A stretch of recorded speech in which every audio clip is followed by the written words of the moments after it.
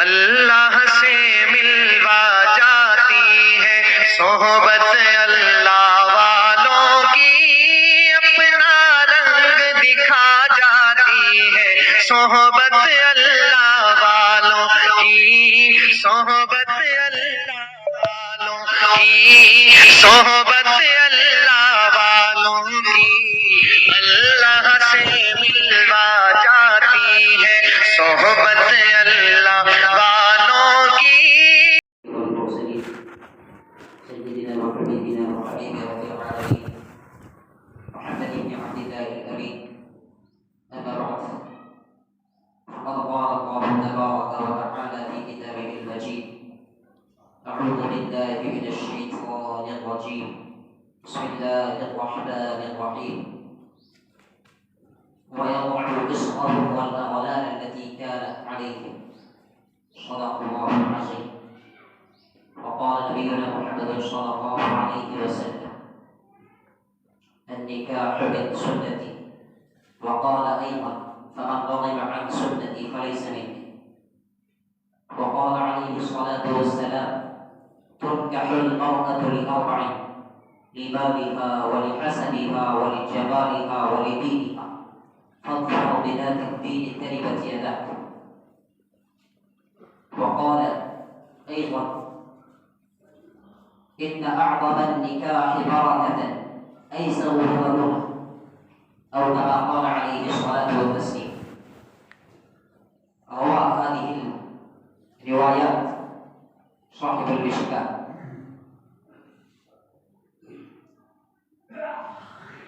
بہت ہی زیادہ لائق تقریب معزز حاضرین، اس رب پاک کا اب جتنا بھی شکر بجا لائے اس خالق کائنات، اس مالک کائنات کا ہم جتنا بھی شکر بجا لائے وہ کم ہے، کیونکہ اس نے محض اپنے فضل و کرم سے اس دنیا کو وجود بخشا، اور اس دنیا کو وجود بخش کر ہمیں اور آپ کو اس دنیا رنگ بھور میں محض اپنے فضل و کرم سے سجایا، بسایا۔ بعدہ صلاۃ و سلام ہو آقا نامدار، تاجدار مدینہ، فخر موجودات، سید الانبیاء والمرسلین، امام الانبیاء والمرسلین، سرکار دو عالم صلی اللہ علیہ وسلم پر کہ جن کے صدقے تو خیر میں یہ کائنات سجائی گئی۔ لولاک لما خلقت الافلاک، کہ جناب نبی کریم سرکار دو عالم صلی اللہ علیہ وسلم کی اگر بعثت مقصد نہ ہوتی تو یہ کائنات نہ سجائی جاتی۔ اللہ رب العزت نے ہم تمام کو اس روئے زمین پر بسایا ہے، اور اس دنیا کے اندر جتنی چیزیں نظر آ رہی ہے، آسمان اور زمین کے اندر جو تمام چیزیں نظر آ رہی ہے، یہ محض ہمارے فائدے کے لیے بنا ہے۔ قرآن میں جا بجا اللہ رب العزت کہیں سخر لکم اللیل، سخر لکم الشمس، سخر لکم القمر والدائبین، اس طرح یعنی قرآن میں مختلف الفاظ میں تسخیر کے الفاظ اللہ رب العزت نے استعمال کرا، اور فرمایا هو الذی خلق لکم ما فی الارض جمیعا، کہ اللہ وہ ذات ہے جس نے تمہارے لیے بنایا ہے جو کچھ زمین کے اوپر دکھائی دے رہا، تاکہ تم اس سے فائدہ حاصل کرو، تاکہ تم اس سے نفع اٹھاؤ، اور تمہیں بنایا محض بندگی کے لیے اور پرستش کے لیے، تاکہ تم اسے پوچھو، اسے اس کے سامنے سجدہ ریز ہو جاؤ، اس کے علاوہ کسی کے سامنے اپنے ماتھے کو نہ ٹیکو۔ لیکن دنیا میں انسان جو ہے حالات سے گرا ہوا ہے، انسان جو ہے اسی لیے اشرف المخلوقات ہے کہ اللہ رب العزت نے اسے فرشتوں سے بھی اونچا مقام عطا فرمایا، چونکہ فرشتے ایک ایسی مخلوق ہے قرآن میں جن کے تعلق سے اللہ تعالیٰ فرماتے ہیں لا يعصون الله ما امرهم ويفعلون ما يؤمرون، کہ وہ اللہ رب العزت نے جن کاموں کے کرنے کا انہیں حکم دیا ہے وہ اس کی نافرمانی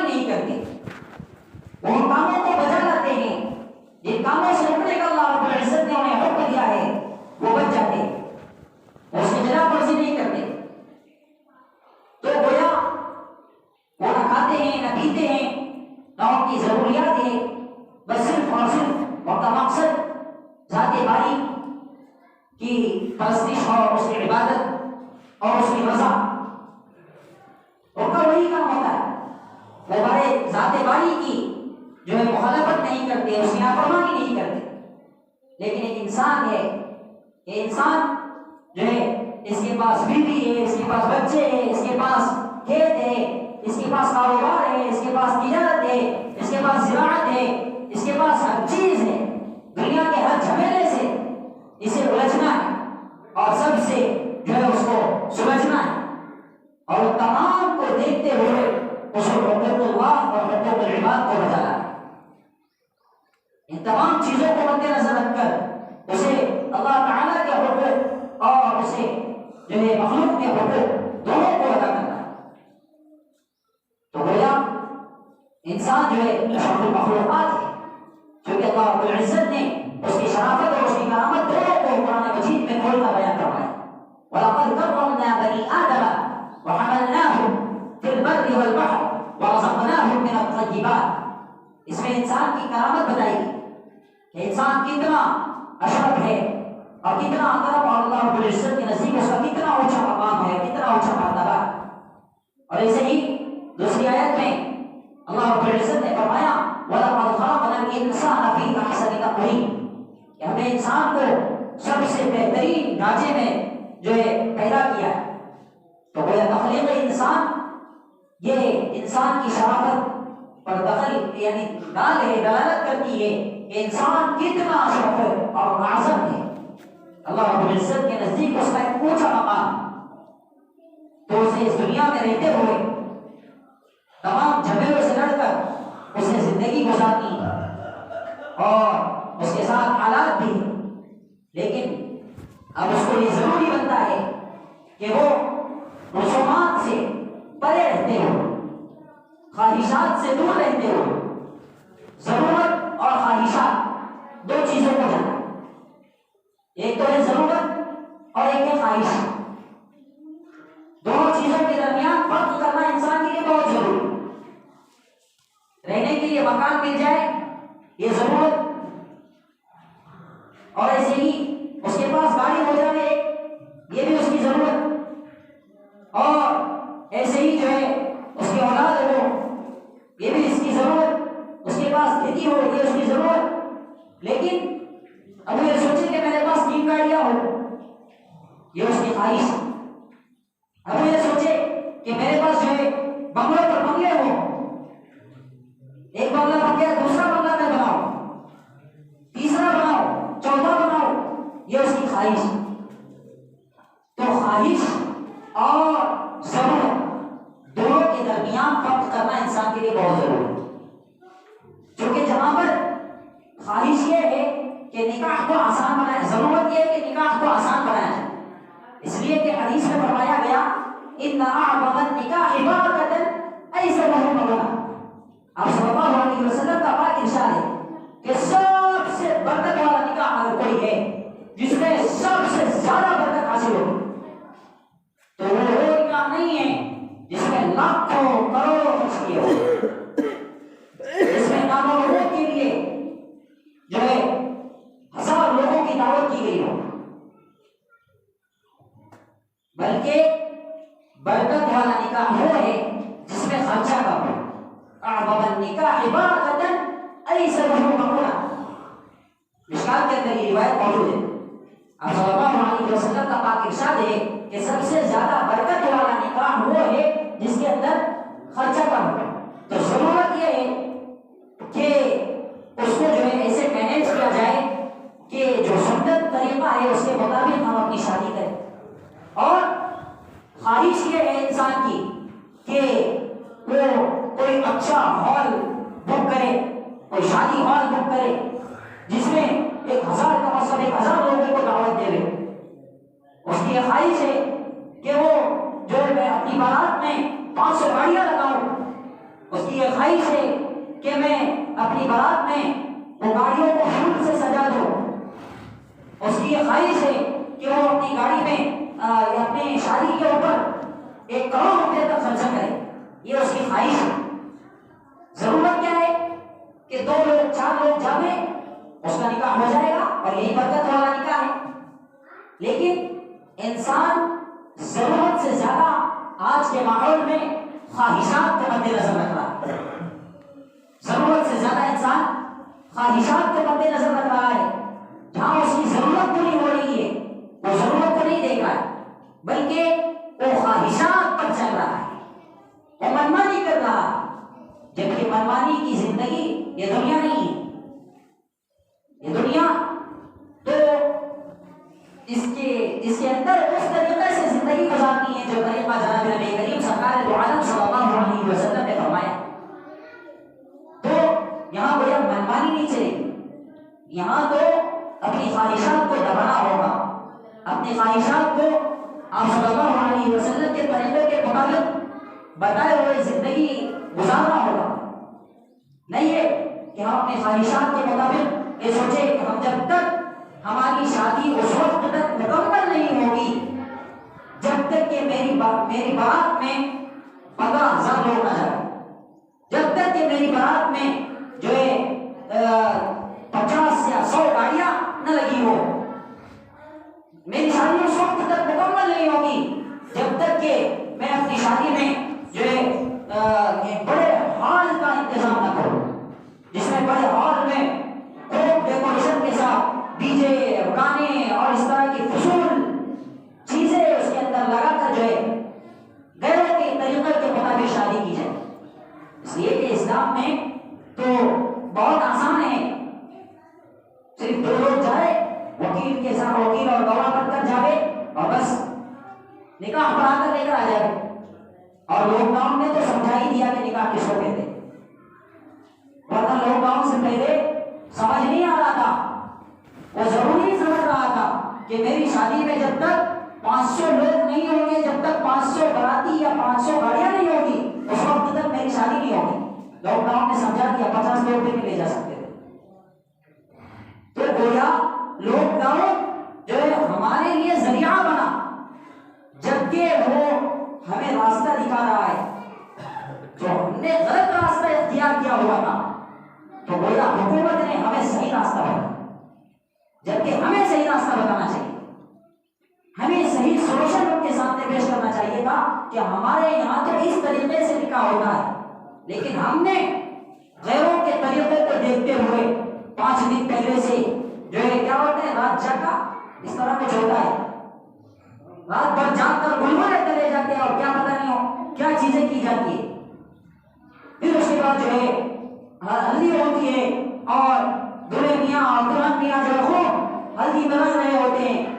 اور گھر والے بھی فضول رسمیں اس میں کر رہے ہوتے ہیں, کبھی انڈے پھوڑ کر تو کبھی کون سی رسومات ادا کرتے ہیں. پتہ نہیں یہ ساری چیزیں کہاں سے یعنی کہ ہم لوگوں نے داخل کر لیا ہے جن کا دین اسلام سے کوئی تعلق بھی نہیں. لیکن ہم سمجھتے ہیں کہ جب تک نہیں ہوگا جب تک میری شادی نہیں ہوگی, جب تک ان چیزوں پر میں عمل نہیں کروں گا جب تک میری شادی نہیں ہوگی. اتنی نادانی, اللہ اکبر اللہ اکبر, کیسی نادانی ہمارے درمیان پائی جاتی ہے کہ دونوں منع کر رہے ہیں مجھے بات ہلدی لگاؤ, پنجابی پکڑ کے اس کو ہمارے بلائیں گے, بیٹھ لگانا ضروری ہے. تو گویا خیروں کی رسومات دبے پاؤں ہمارے معاشرے میں بہت زیادہ چلی. کتابی ہے اسلامی شادی اور رسومات, مسلسل اس پر اس عنوان پر بہت ساری کتابیں لکھی جا چکی ہیں. اس میں ثابت کیا ہوا ہے کہ اسلامی شادی کسے کہتے ہیں اور اس میں رسومات اور بدعات کون سی گھسی ہوئی. تو گویا اسلام نے جو نکاح کا تصور دیا تھا وہ بہت آسان تصور تھا, لیکن لوگوں نے اسے اتنا مشکل بنا دیا کہ جب تک جو ہے جہیز میں گاڑی نہیں ملے گی, جب تک جہیز میں جو ہے جو جہیز میں اسے جو ہے کوئی بنگلہ نہیں ملے گا جب تک وہ سمجھتا ہے کہ میری شادی ہوئی. پھر ایسے واقعات ہوتے ہیں جو ہم قبل میں 1-2 ہفتے پہلے ہم نے دیکھے کہ خودکشی کرنے والا واقعہ جو عائشہ بہن نے کیا, اس کے سلسلے میں رپورٹ میں بتایا بھی گیا کہ اس کے گھر والوں نے, اس کے عائشہ کے ماں باپ نے اس لڑکے کو 1.5 لاکھ روپے دی جہیز کے طور پر. پھر بھی وہ نالائق نکما جو ہے اسے پریشان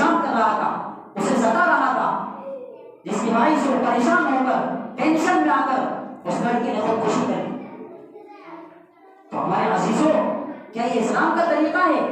کہ ہم جہیز مانگے؟ اسلام نے تو یہ منع کیا ہے، اسلام نے تو حرام کہا ہے کہ جہیز جو ہے وہ حرام ہے۔ البتہ ماں باپ اپنی خوشی سے دیوے مانگ کر لینا حرام ہے۔ آج تو مبالغہ دیتے ہیں، مانگا جاتا ہے زبان سے کہ جب تک یہ چیز نہیں دی گی نکاح نہیں ہوگا۔ 2-3 مہینے پہلے میرے موبائل پر ایک اس طرح کا یعنی وائس میسج آیا جس میں بتایا ہوا تھا کہ 2 لوگ آپس میں، ایک لڑکی والے تھے اور ایک جو ہے ماں باپ تھے، یعنی کہ جو لڑکے والے تھے، تو لڑکا والا اس کو مانگ کر رہا ہے، وہ سمجھا رہا ہے کہ بھائی اسلام میں نہیں ہے، وہ کہہ رہا ہے مجھے کیا لینا ہے، رواج کو دیکھو، رواج میں کیا چل رہا ہے، گاڑی ملنی چاہیے، رواج میں چل رہا ہے بنگلہ ملنا چاہیے، رواج اصل ہے، اس کے نزدیک اسلام کی کوئی اہمیت نہیں۔ اللہ اکبر، جب تک کہ مجھے گاڑی نہیں ملے گی جب تک میں جو شادی نہیں کروں گا، وہ اس طرح کہہ رہا ہے باقاعدہ۔ یعنی کتنی خرافات ہمارے اندر داخل ہو گئی، منڈپ اور اس میں جو ہے ہلدی اور کیا وہ پردے لگاتے کاٹ کے کیا ہمارے درمیان اور غیروں کے درمیان کیا فرق ہے؟ ہم ذرا سوچیں ان چیزوں کا اسلام سے کہاں سے لگا ہے، یہ چیزیں اسلام میں کہاں داخل اور شامل ہے کہ جنہیں ہم یہ لازمی اور ضروری سمجھتے ہیں کہ جب تک ہمیں ہمارے گھر میں وہ رسومات ادا نہیں ہوگی، دلہن کو جو ہے وہ جو تختہ ہوتا ہے اس تختے پر بنا کر ہلدی چڑھاتے اور تیل چڑھاتے اور کیا کیا پتہ نہیں کیا کیا فضول رسمیں ہوتی ہے، یہ سب مجھے تو معلوم بھی نہیں تھا، جو کہ شادی میں جانے کے عام طور پر کبھی عادت بھی نہیں ہے، شادی میں شرکت تو الحمدللہ کرتے بھی نہیں، لیکن جو ہے بعد میں جب حالات لوگوں کے سامنے آئے اور کچھ لوگوں نے بتایا کہ اسی طرح ہوتا ہے، شادیوں میں یہ ساری چیزیں ہوتی ہے، کتابوں میں پڑھا تو آنکھیں کھل گئی کہ اس طرح بھی کوئی شادیاں ہوتی ہے۔ عزیزوں، یہ بہت غلط طریقے اور غلط رسومات ہم نے دین اسلام میں داخل کر لیے جن کا دین اسلام سے یعنی کوئی تعلق نہیں، کوئی ان کا دین اسلام سے کوئی تعلق نہیں ہے کہ جو منڈپ باقاعدہ سجایا ہے، منڈپ آپ لگائیے اس لیے کہ بہت دھوپ ہے تو ہم منڈپ لگا دیں گے تاکہ تھوڑی چھاؤں آ جائے، تھوڑی چھاؤں رہے گی، مہمان آئیں گے ان کے لیے تھوڑی سہولت ہو جائے گی، بیٹھنے کا انتظام ہو جائے گا، کھانے پینے کے لیے سہولت ہو جائے گی، لیکن اس کو ضروری سمجھنا یہ بدعت ہے، اور بدعت کل بدعت ضلالہ، ہر بدعت گمراہی ہے، وکل ضلالۃ فی النار، اور ہر گمراہی وہ جہنم میں لے جائے گا۔ تو گویا ہمیں ایسی فضول چیزوں سے پرہیز کرنا چاہیے جو ہمیں اسلام میں نہیں سکھائی گئی۔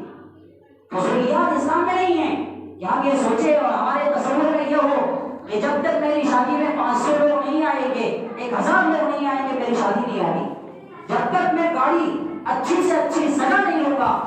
تو میں دلہا نہیں سمجھا جاؤں گا، جب تک میں اپنے اچھا یعنی صحرا اپنے بدن پر نہیں لٹکا لوں گا، جب تک مجھے جو ہے دلہا نہیں سمجھا جائے گا، جب تک میں اپنے ہاتھ میں کٹیار نہیں پکڑ لوں گا اور لمبو نہیں اس کے آگے لگا لوں گا، یا میری گاڑی کے آگے سے جب تک جو ہے انڈے تھوڑے نہیں جائیں گے، یہ سب منحوس چیزیں ہیں۔ یہ کیا چیزیں ہم نے اسلام کے اندر داخل کر دی؟ خود ہمیں سوچنا چاہیے کہ فضول چیزوں کا کیا اسلام سے بھی کوئی تعلق ہو سکتا ہے؟ ان لایانی چیزوں کا، کیونکہ اسلام نے ہمیں دعوت و تبلیغ کی جو 6 بنیادی چیزیں سکھائی جاتی ہیں ان میں سے ایک چیز ہے لایانی، باتوں سے پرہیز کرنا، 6 نمبر پر جس کا نام آتا ہے فضول کاموں سے پرہیز کرنا۔ تو یہ ساری جو چیزیں ہیں یہ لایانی اور فضول ہے، اور حدیث میں ہے کہ اسلام الارض ترک ما لا یعنی، اب صلی اللہ علیہ وسلم کا پاک ارشاد ہے کہ اسلام کی خوبی میں سے، آدمی کے اسلام کی خوبی یہ ہے کہ وہ لایانی باتوں کو چھوڑ دے، لایانی کاموں کو چھوڑ دے، فضول کاموں سے اپنے آپ کو دور رکھے۔ یہ سوچ اور یہ تھنکنگ جو ہم نے پیدا کی ہے اس سے سب کو ٹینشن ہے، لڑکی والے کو بھی ٹینشن ہے اور لڑکے والے کو بھی ٹینشن ہے، اس لیے کہ جو لڑکا والا ہوتا ہے کبھی اس کو بھی تو اس کی لڑکی کی شادی کرنا ہے، یعنی اس کے پاس ایسا نہیں کہ صرف لڑکا ہی ہوگا، اس کے پاس بھی لڑکی ہے، اور جو لڑکی والی ہے اس کے پاس بھی لڑکا ہے، تو وہاں کمپٹیشن چلتا ہے کہ دیکھو ابھی ہم نے تو اتنا دیا تھا اور یہ کوئی میرے گھر میں بھابھی آئی ہے، بھابھی نے کتنا لایا، تو گویا وہ کمپٹیشن ہوگا جانے والی لڑکی کا اور آنے والی لڑکی کا، دونوں کا بھی کمپٹیشن ہوتا ہے، اور پھر وہاں سے بھی آگے جو جھگڑے جو پیدا ہوتے ہیں، آپسی اختلافات جو جنم لیتے ہیں، اور اس کے بعد جو ہے جو بہت جھگڑے بڑھ جاتے ہیں، تو پھر کہتے ہیں ارے یار کوئی تعویذ واویز کر دو، نہیں یہ سب کتنا ہو رہا ہے، تو تعویذ واویز کی کیا ضرورت، گھر میں دیکھو کیا ہو رہا ہے، گھر ہی غلط طریقے پر جب ہمارا چلے گا، سنت طریقے کے مطابق اب جب اپنی زندگی نہیں گزاریں گے تو ظاہر بات ہے اس کے جو نقصانات ہیں وہ ہمیں بھگتنے پڑیں گے، اور جب ہم سنت طریقے کے مطابق اپنی زندگی گزاریں گے تو اس کے فوائد اور برکات ہم اپنی آنکھوں سے محسوس کریں گے۔ تو حدیث میں ہے کہ سب سے برکت والا نکاح وہ ہے جس میں خرچہ کم ہو، سنو، سب سے زیادہ برکت والا نکاح وہ ہے جس میں خرچہ کم ہو، ایسا نہیں کہ خوب ڈیکوریشن منڈپ لگا لیے یہاں سے لے کر کے پورا کھیڑی پھاٹ روڈ تک آگے ہوا، خرچہ نہیں ہو رہا ہے تو لگاؤ، اور ڈی جے اور اس طرح کے فضول ناچنے گانے والیاں، یہ سب کیا ہے، انہیں اسلام سے ان کا کوئی تعلق نہیں ہے، یہ حرام کاری میں مبتلا ہونے کے یہ ڈھنگ ہے جو غیروں سے ہم نے اپنا لیے، غیر کی دیکھا دیکھی رسومات ہم نے اپنے اندر بھی داخل کر لیے، اس لیے ہم یہ تہیہ کر کے اٹھے کہ ہم اپنی شادیاں آسان طریقے کے مطابق کریں گے، ہم اپنی عورتوں کو بھی سمجھائیں گے کہ ان چیزوں سے دین اسلام کا کوئی تعلق نہیں، کیونکہ یہ سارے کام کروانے میں عورتوں کا زیادہ دخل ہوتا ہے، یہ سارے کام کروانے میں عورتوں کا زیادہ دخل ہوتا ہے، عورتیں مانتی نہیں، کہتے ہیں نہیں ہم کو تیل کا کام کرنا ہے، یہ سارے ریکارڈ کام جو ہوتے ہیں پیروں کے دیکھا دیکھی ہوتے ہیں، اس لیے ہمیں چاہیے کہ ہم معاشرے کو پاکیزہ بنائیں، ہم جہیز کے لین دین کو ختم کریں، اس کا بائیکاٹ کریں اور نکاح کو آسان کریں۔ آج کے معاشرے میں نکاح بہت مشکل ہو گیا ہے اور زنا آسان ہو گیا ہے، زنا آسان ہو گیا ہے، 100 روپے میں کوئی نعوذ باللہ کسی کو بھی لڑکی کو دے کر وہ نعوذ باللہ اپنی جائز ضرورت پوری کر لیتا ہے، ضرورت پوری کر لیتا ہے، تو نعوذ باللہ زنا جو ہے وہ آسان ہو گیا، اور جو نکاح تھا وہ مشکل کر دیا ہم لوگوں نے، چونکہ ہم سوچتے ہیں کہ جب تک لاکھوں اس کے پیچھے خرچہ نہیں لگائیں گے جب تک ہماری شادی نہیں ہوگی، جب تک ہزاروں لوگوں کو ہم دعوت نہیں دیں گے جب تک ہماری شادی ہی نہیں ہوگی، جب تک ہزاروں گاڑیاں ہم نہیں لگائیں گے جب تک ہماری شادی ہی نہیں ہوگی، جب تک ہمارے کوئی رشتے دار اگر آنے کے چھوڑ گئے تو ہم کہتے ہیں ارے یار وہ ہماری شادی میں نہیں آئے، اب تو کوئی ان کی شادی میں نہیں آئے، کیوں ہماری شادی میں آئے، تو یہ غلط بات ہے، دعوت قبول کرنا ضروری ہے، پر وہ دعوت میں نہ پہنچے تو اس کو برا نہیں سمجھنے، دعوت آپ کی قبول کی، یہ بہت ضروری ہے کہ دعوت کو قبول کریں، لیکن وہ پہنچا نہیں پہنچا اس کی ذمہ داری آپ کا نہیں، آپ کا کام تو دعوت دینے کا، دعوت دی اب وہ آیا نہیں آیا وہ اس کی ذمہ داری، اس کا یہ مطلب نہیں کہ ہم اپنی دشمنی کال کر لے ہوئے اور مرتے ہوئے بھی جو ہے اس طرح کی وراثت وصیت کر کے مارے کہ اب جو ہے اس کی شادی میں جانا نہیں، ان کا بائیکاٹ کرو، ہماری شادیاں میں نہیں آئے تھے، ہمارے یہ ایسے ایسے چیزیں ہو رہی تھی وہاں نہیں آئے تھے لوگ، یہ شادی میں نہیں جانے کا، تو تمہارے نہیں جانے سے کہا ہوگا اس کی شادی تو ہو جائے گی، شادی تو ابھی کیوں جائے گی، ہم نکاح کو آسان بنائیں، نکاح کو آسان بنائے اور زنا کو مشکل بنائے، اس لیے کہ قیامت کی علامتوں میں سے یہ بھی ہے کہ زنا آسان ہو جائے گا اور نکاح بہت مشکل ہو جائے گا، اور یہ واقعتاً سب کچھ ہو رہا ہے، اللہ تعالیٰ ہم تمام کی فضولیات سے، لغویات سے اور لا یعنی باتوں سے ہم تمام کی حفاظت فرمائے، اور دین حکیم، دین مستقیم، صراط مستقیم پر ہم سب کو گامزن فرمائے، وصلی اللہ وسلم علی سیدنا و نبینا و مولانا محمد و آلہ وسلم۔